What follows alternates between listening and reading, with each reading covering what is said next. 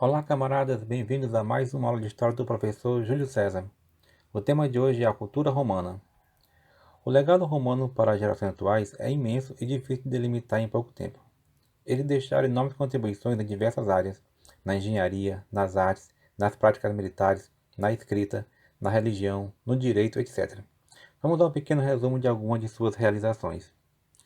Os teatros eram estruturas de bancada semicircular ou semioval destinada à interpretação de espetáculos artísticos. Os anfiteatros eram arenas ovais ou circulares rodeadas por uma arquibancada a céu aberto. Eram destinados a confronto de gladiadores contra outros gladiadores ou contra animais. O mais famoso anfiteatro é o Coliseu em Roma, construído entre os anos 70 e 90, iniciado durante o governo de Vespasiano e inaugurado no Império de Tito. Os gladiadores eram escravos, capturados e treinados para lutarem nas arenas. O nome é originário da palavra gladio, que era uma pequena espada que eles manejavam. Eram comuns as lutas com armas diferentes e até contra animais. Os gladiadores poderiam obter a liberdade depois de várias vitórias. Há indícios que as mulheres também lutavam nas arenas. Eram chamadas de gladiatrix. Termas eram locais destinados a banhos públicos. Seu objetivo era a higiene pessoal ou a terapia pela água. Geralmente as mulheres frequentavam esses locais pela manhã e os homens à tarde. Aquedutos foram estruturas montadas pelos romanos para transportar água de lugares distantes para as cidades. Os romanos criaram um excelente sistema de estradas para fins militares e logísticos. Diziam que todos os caminhos levam a Roma, porque todo o império estava interligado. As corridas de bigas eram um esporte muito popular, porém perigoso na Roma antiga. Eram realizadas em locais chamados circos. Muitas vezes os pilotos e os cavalos terminavam com ferimentos graves. Essa forma de divertir os romanos era uma estratégia de evitar revoltas e manipular o povo. Além disso, havia a distribuição de alimentos. Era a política do pão e circo. É considerado uma maneira de fazer as pessoas não discutirem assuntos políticos. Direito romano. Direito é uma palavra oriunda do latim directum, que significa dirigir, ordenar, endireitar. Justiça é o nome da deusa responsável pelo direito na Roma antiga. Ela tinha os olhos vendados para simbolizar a imparcialidade. Usava balança onde o fiel, nome da peça que segura os pratos, deve ficar exatamente no meio e totalmente vertical. Justo. A espada deve ficar em posição de descanso, indicando que só seria usada em último caso. O direito surgiu da luta de classes na Roma antiga. Durante a monarquia, esta era a divisão social de Roma. Havia os patrícios, membros das famílias ricas, proprietários das melhores terras e únicos com direitos políticos. Os plebeus eram pequenos proprietários, artesãos ou comerciantes que não possuíam direitos políticos. Tinha os clientes, que eram pessoas que prestavam serviço aos patrícios, e os escravos, pessoas que estavam nessa condição por guerra ou por dívida. Durante a República, as lutas entre patrícios e plebeus se acentuaram. Os plebeus estavam inconformados porque tinham obrigações e não tinham direitos. Pagavam impostos. Eram proibidos casamentos entre patrícios e plebeus. Eram obrigados a lutar nas guerras. Por meio das lutas, os plebeus conquistaram as seguintes leis a seu favor. Criaram o Tribunato da Plebe, que era um magistrado cujo objetivo era defender os seus interesses, a Lei das Doze Tábuas, que foram as primeiras leis escritas, a Lei Canuleia, que permitia o casamento entre patrícios e plebeus, as leis Licínias Sextias, que determinava que um dos cônsules deveria ser plebeu, a Lei Poetélia Papíria, que proibia a escravidão por dívida, e a Lei Hortência, que dizia que as leis aprovadas pelos plebeus valeriam para todos os cidadãos. Em Roma havia o jus civilis, que é o direito civil, que era válido somente para quem fosse cidadão romano. Tinha o jus gentio, que era o direito dos gentios ou estrangeiros. O jus naturale, direito natural, segundo o qual as pessoas são portadoras de direitos inatos, que devem ser respeitados. O uso da toga era um indicativo que alguém era cidadão romano.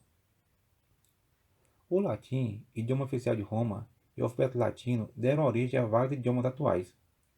Em latim, não existe a letra J.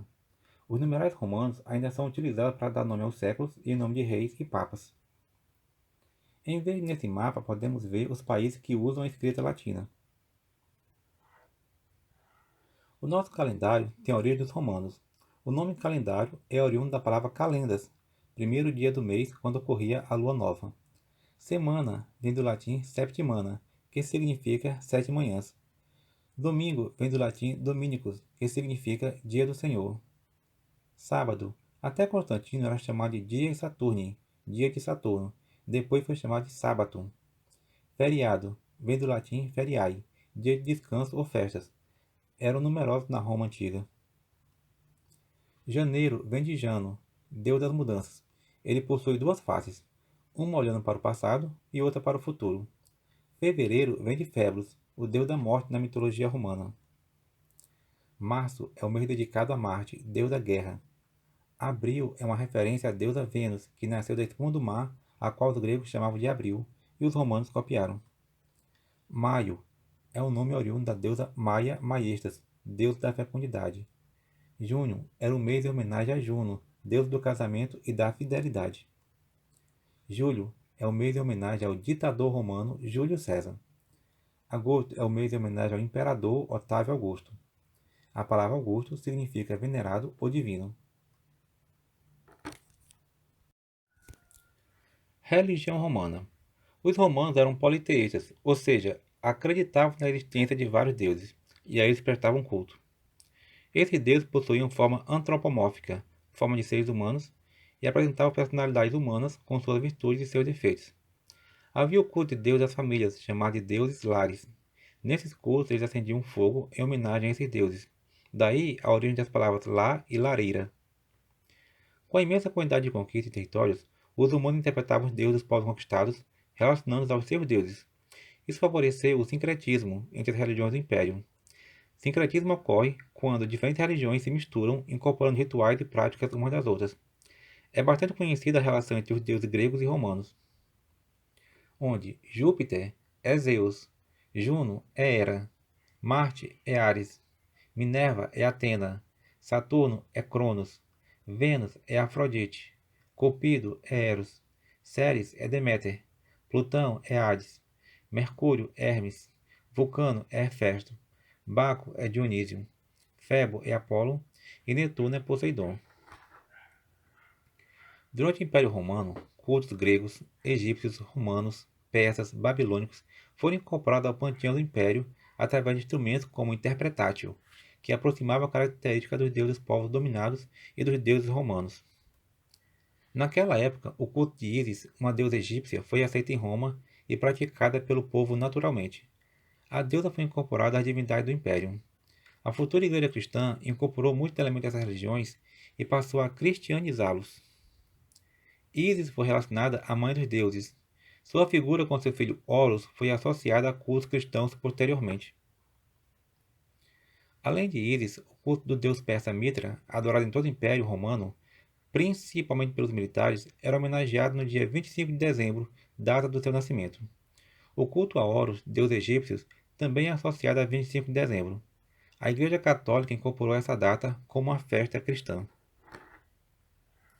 Em 25 de dezembro de 274, o imperador romano Aureliano tornou oficial o culto ao deus Sol Invicto, que reunia características de outros deuses.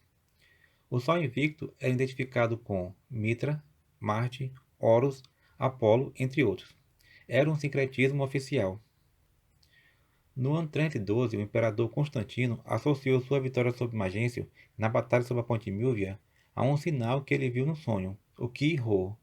Mandou então pintar esse sinal no escudo de seus soldados. Esse é o símbolo cristão das iniciais do nome Cristo em grego. Em 325, Constantino patrocinou o primeiro concílio ecumênico da Igreja Católica em Nicéia. Nesse concílio foram discutidas a divindade de Cristo, o credo niceno, a primeira lei canônica. Foi refutada a doutrina de Ário, que afirmava que o Filho foi criado pelo Pai, não sendo eterno como ele.